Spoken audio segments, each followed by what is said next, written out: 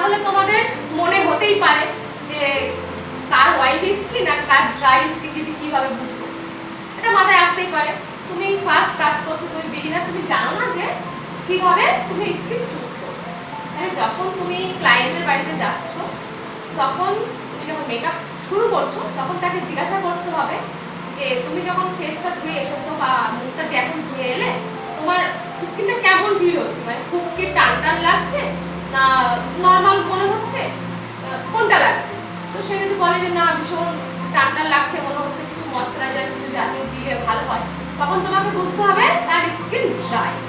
যদি বলে যে না মুখ ধুয়ে এসেছি তবু নর্মাল আছে, তখন বুঝতে হবে তার স্কিন অয়েলি অথবা কম্বিনেশন। বোঝা গেছে?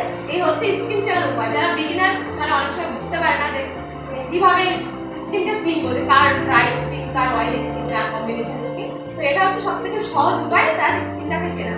অথবা তুমি যাকে জিজ্ঞাসা করতে পারো যে ফার্স্ট সকালে তুমি যখন ঘুম থেকে ওঠো তোমার স্কিনটা কেমন ফিল হয়, যে খুব ড্রাই থাকে নাকি মুখ দিয়ে অয়েল বার হয়, কেমন থাকে, এটা এইভাবে তাকে জিজ্ঞাসা করেও তুমি এটা জানতে পারো।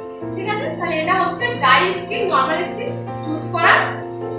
বোঝা গেছে?